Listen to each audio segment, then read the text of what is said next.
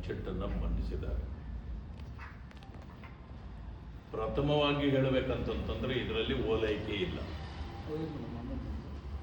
ಈ ಬಜೆಟ್ನಲ್ಲಿ ಯಾರನ್ನು ಓಲೈಕೆ ಮಾಡತಕ್ಕಂಥ ಕೆಲಸವನ್ನ ಮಾಡಿಲ್ಲ. ಅದು ಬಿಜೆಪಿಯ ನೀತಿ. ಒಂದು ಸಮಯ ಕಾಂಗ್ರೆಸ್ ಏನಾದರೂ ಒಂದು ಬಜೆಟ್ ಅನ್ನು ಮಂಡಿಸಿದ್ದಿದ್ರೆ ತಾರತಮ್ಯ ಮತ್ತು ಓಲೈಕೆಗಳು ಬಹಳಷ್ಟು ನೀವು ಕಾಣಬಹುದಾಗಿತ್ತು. ಇಲ್ಲಿ ಕಾಣೋಂಗಿಲ್ಲ. ಅದಕ್ಕೆ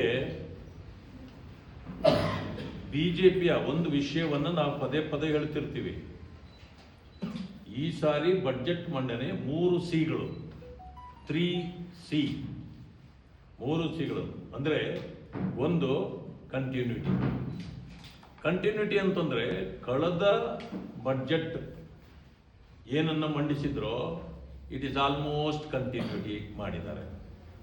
ಯಾಕೆ ಅಂತಂದ್ರೆ ಓಲೈಕೆ ಮಾಡಿಲ್ಲ.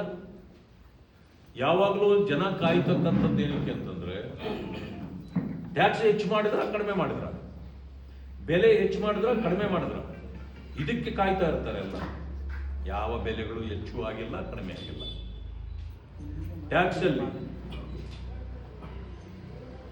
ಯಾವುದನ್ನು ಕಡಿಮೆ ಮಾಡಲಿಲ್ಲ, ಯಾವುದನ್ನು ಹೆಚ್ಚು ಮಾಡಲಿಲ್ಲ. ಕಳೆದ ಸಾರಿಗೆ 12 ಲಕ್ಷದವರೆಗೆ ಟ್ಯಾಕ್ಸ್ ಬೆನಿಫಿಟ್ ಕೊಟ್ಟಾಗಿತ್ತು. It is stand still. ಇದರಲ್ಲಿ ವ್ಯತ್ಯಾಸ ಮಾಡಲಿಲ್ಲ. ಆಮೇಲೆ ಜನರಿಗೆ ಸವಲತ್ತುಗಳನ್ನು ಕೊಡಬೇಕು, ಅದರ ಬಗ್ಗೆ ಮಾತ್ರ ಇದನ್ನ ಒತ್ತು ಕೊಟ್ಟಿದ್ದಾರೆ. ನಂತರ 2ನೇ ಸಿ ಕ್ರೆಡಿಬಿಲಿಟಿ ಅಂತಂತಂದ್ರೆ ಆಗಿಂದಾಗ್ಗೆ ಬದಲಾವಣೆಗಳನ್ನು ಮಾಡ್ತಾ, ವ್ಯತ್ಯಾಸಗಳನ್ನು ಮಾಡ್ತಾ, ಹೇಳಿದ್ದೊಂದು ಮಾಡಿದ್ದೊಂದು. ಮೊದಲನೇ ಸಾರಿ ಬಜೆಟ್ನಲ್ಲಿ ನಾವು ಬೆಲೆ ಏರಿಕೆ ಮಾಡೋದಿಲ್ಲ ಅಂತ ಹೇಳೋದು, ಮಧ್ಯದಲ್ಲೇ ಬೆಲೆ ಏರಿಕೆಗಳನ್ನು ಮಾಡೋದು, ಇಂಥದ್ದು ಮಾಡಿ ಜನರಿಗೆ ತೊಂದರೆ ಕೊಡ್ತಕ್ಕಂಥ ಕೆಲಸಗಳನ್ನು ಅನೇಕ ಬಜೆಟ್ಗಳು ಮಾಡಿವೆ. ಆದರೆ ನಮ್ಮಲ್ಲಿ ಆ ಕ್ರೆಡಿಬಿಲಿಟಿಯನ್ನು ನಾವು ಉಳಿಸ್ಕೊಂಡಿದ್ದೇವೆ. ಇದು 2ನೇ ಸಿ. 3ನೇ ಸಿ ಇಟ್ ಇಸ್ ಕಮಿಟ್ಮೆಂಟ್. ನಾವು ಏನನ್ನ ಹೇಳಿದ್ದೇವೋ ಅದನ್ನೇ ಮಾಡಿದ್ದೇವೆ, ಮತ್ತೆ ಅದರಲ್ಲಿ ವ್ಯತ್ಯಾಸ ಮಾಡಿಲ್ಲ.